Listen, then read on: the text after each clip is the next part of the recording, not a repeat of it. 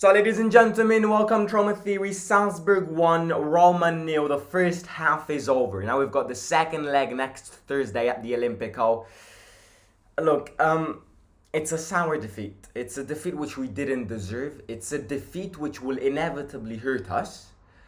But I'm going to start off by saying that the negative part of this game is not the result.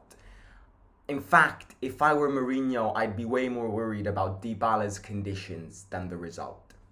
Dybala's conditions, as defined by Mourinho, today I'm filming this morning because I'm about to leave in a very, very, very mysterious and special video, which will come out in the next couple of weeks. But over the course of today, Dybala will have his medical checkups. Mourinho yesterday, in his post-conference match interview, said that it's either a precaution or it's either an injury. We obviously hope it's the first one. He said Dybala asked Mourinho to leave the pitch. Maybe it's a precaution. If it's an injury, it's nothing major. It will definitely be a muscle injury. But if it is an injury, then it makes him very unlikely to play Sunday's game against Verona and potentially also unlikely to play Thursday's game against Salzburg. And to be fair, these two games coming ahead of us can kind of diverge our season in a good point and a negative point. I can officially introduce that these next two games are one of the two most important games of the season. One, because after getting a bad result against Lecce and a bad result against Salzburg, if we were to win both games, so win against Verona and get to the next round of the Europa League, our confidence would rise back up. Second of all, because if we win against Salzburg, we get into the next round of the Europa League. And third of all, because if we win against Verona, we keep up with the Champions League path. It's tough to play two tournaments and two competitions with one team. And this is exactly why our squad depth is poor. Our squad depth can't make this team competitive. It is what it is. We're here to fight, and we're going to be here to fight for the next two games, which are very important. Now, what could easily happen is that the team underestimates Sunday's game now that they lost against Salzburg to fully focus on Thursday's game. That's wrong, because it could be argued that Sunday's game is even more important than Thursday's game. So, I think it's crazy to say this, but the starting 11 lineup has to start on Sunday, has to start on Thursday. It's, they're professional players. They're all going to end up being tired, but they have to die on that pitch. So if I were Mourinho, I'd start the starting lineup on Thursday,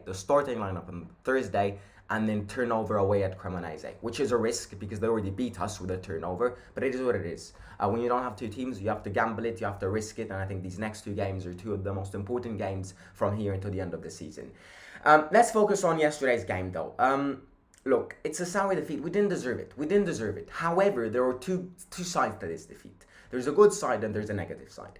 Because I'll be honest here, at least 90% of us, even 80% of us here, part of this community, if during the match preview of the Salzburg game, so 2 days before yesterday's game, if 2 days ago, somebody in the chat would have said, we're going to lose 1-0 to Salzburg in Austria, in a tough stadium to play against a team who has got Champions League experience, I would have gone, great, let me sign on that. And we lost 1-0. This is a bad result, which is not a badder result. It's an acceptable result. Seeing the dynamics of the game, did we deserve this 1-0 defeat? No, we didn't. We deserved more. In fact, we potentially deserved the win. But when you lose, you can't really say we deserved the win. I think this game had 10-0. And then the situation would have been different, without a doubt. But 1-0 and 0-0 doesn't change much, now that the goal difference doesn't count anymore. So if everyone here would have told me we're going to lose 1-0, I would have 100% seen it. Because I thought Salzburg were a way better team. I'm not trying to turn them down here. I'm not trying to put them down. They're a very good side. They're a fast side. They're a young side. But from what I read, and from what I said to you guys, I actually thought Salzburg were a way better team. To put it out of perspective, I don't think Salzburg were any better than the Bodo Glimt team which beat us 2-1 in the Conference League. I don't think so. They definitely had better players, but overall, I think Bodo Glimt in that 2-1 defeat last season dominated way more than Salzburg in their home ground. So what I'm trying to say here, yes, it's very disappointing to see us lose 1-0 because it can hurt the things. It can hurt the feeling. But I'm also trying to say that I'm confident. I'm confident, and everyone here should be confident. Because if you've been to the Olympico in big games, all-in games, where we either go all-in or we're out of the tournaments, in such the kind of stage of the Europa League, if you've ever been there, and if you've been following the history of Roma, the Olympico is a trap you do not want to fall in. And do not get me wrong by any means. Last season, we were a better team. I know Dybala is part of this team, and he wasn't part of last team. And I know Dybala is a way better player than most of the players we had last season. But overall, I think last season we were more united. Last season we were more close together. Last season, I think we played more as a team. I definitely think if this team faces the team which played in the Conference League final last season, they'd lose 3-0. Not because of the talent, but because of the unity, because of the mindset, because of the mentality. And much of this is also due to the fact that I think the manager was way more satisfied last season. The manager was way more into things this season. I've said this many times, things can change, but I see Mourinho a little bit less caring, a little bit more disappointed with the ownership. And the reality is, Mourinho right now wants a scheduled meeting with the Fredkins and with Thiago Pinto. He's asked for this schedule meeting back in December. He didn't get this schedule meeting. He asked this schedule meeting in January. He didn't get this schedule meeting. In every press conference, he keeps repeating, I just want to speak with the ownership about future plans. If I do that, then there's nothing stopping me from renewing his contract. Situation is clear. Mourinho wants to renew his contract, but he hasn't got plans. That the ownership isn't speaking to him. Therefore, it's hard to see him sign his contract if he does that. If the ownership does speak with him and about future plans and we get top 4, Mourinho will sign his contract. Mourinho will stay another year. So much of last season's victory was about the mentality of both the players and the mindset. The situation is different. The team is weaker in my opinion. The manager is less enthusiastic. Salzburg could be argued as a better team than Bodo Glimt, but I'm not sure about that. But there's one thing which remains the same. There's one thing which never changes. There's one thing which, as I described before, is a trap you do not want to fall in. And it's the Olympico in European nights. After Roma loses the first leg. You don't want to do it. You don't want to get there. Because 4-1 Barcelona at the Nou Camp, 3-0 Roma at home. 5-2 Liverpool at Anfield, 4-2 Roma at home. I know we got thrown out, but we beat Liverpool. And to be fair, that was one of the best Liverpools out there. Bodo Glimt 2, Roma 1 in Norway, 4-0 Roma, Bodo Glimt at home.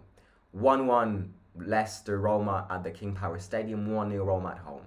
There's something about the Olympico where you don't get there alive. You don't survive.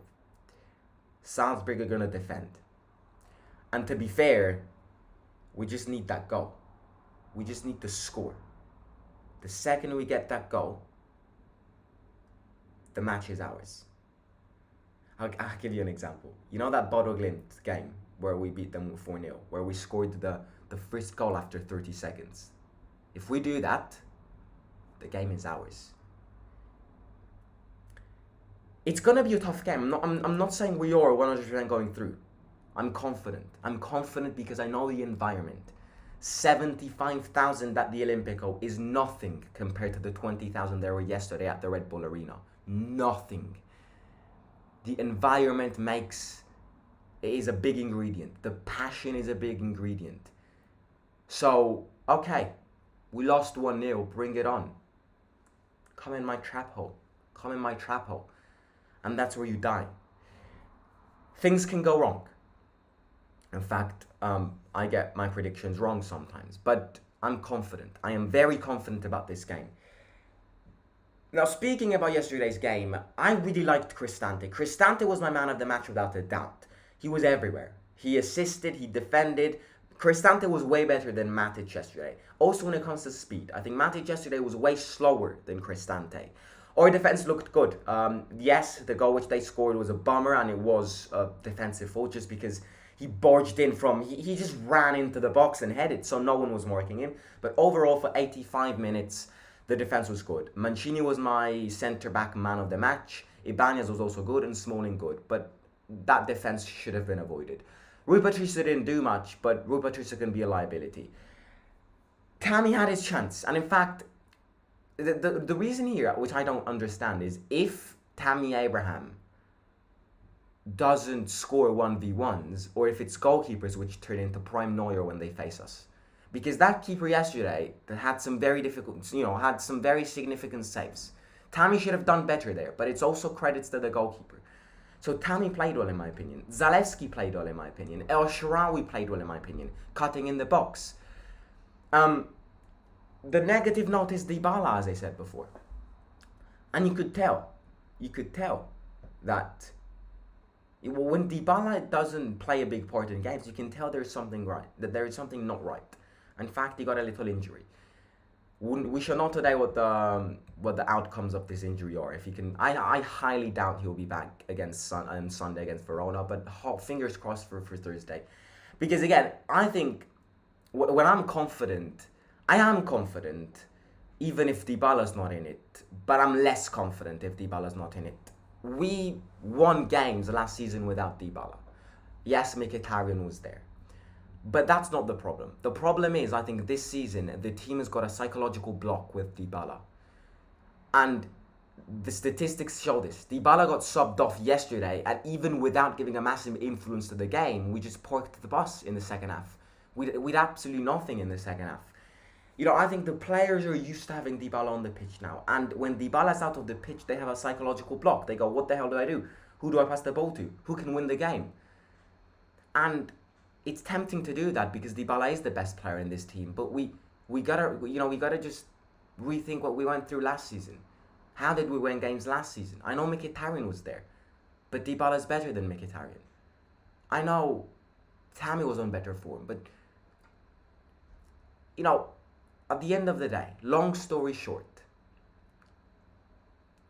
these next two games, I've said this also at the start, are so important. These next two games doesn't sound like it, but can be the revolution of the season. On both a financial side, on both an objective side, on both an enthusiasm side. If we win against Verona, which isn't easy, it isn't done deal. We have to fight there too. They're a team which are in good form now, that they've kind of battled their way through the relegation zone. It's going to be a tough team. Plus, the players are tired. We are playing Sunday night, which is good, but I don't know. These last two games which we played could have done better. But as I said at the start, I'm not massively disappointed with a 1-0 defeat. If we can turn things around, I think we will. I think we will turn things around. Let me know in the comments if you think we'll turn things around. I'm confident. Bring it on. But yeah, their team, Okafor is good, for example, but what did he do? Sucic is good, but what did he do? They're a good team, but I expected better. I expected them to play better football. Their manager is a young Hollywood star bloke, but at the end of the day, their defense isn't great. It's just that we cannot score goals in open play. It's so easy to, we can't score goals in open. When was the last time we scored a goal in open play? I do not remember it. Against La Spezia. Pavlovic is going to be missing the next round too, and Pavlovic is their best defender, which assisted yesterday's goal too. So that will also be significant because Tammy can have a looser battle. But they have their advantage. The halftime is done. They've got the first half. However, we've got a full 45 minutes, if not more, if we go to extra time in our home ground, which can be a dead trap. But look, I'm not gonna drag this any further because I've got a plane to catch in a few hours. It's gonna be a fun one. It's gonna be a very fun one because I'm filming this video where over the course of the weekend, so I won't be at the stadium on Sunday. I'll be back on Monday, but on Sunday, live watch along from this country, which I'm not revealing because I don't want to spoil the video. But using the letters of the players which Mourinho decided to start in yesterday's game, I have come up with a name of a country, and I'm gonna fly to that country. Booked flights, and it's a done deal. But yeah, I'll catch you soon. Don't be, actually do be a bit dissatisfied, but I think we can turn. I mean, if at the end of next week we win against Verona and we win against Salzburg, trust me, the confidence, the enthusiasm is fully back.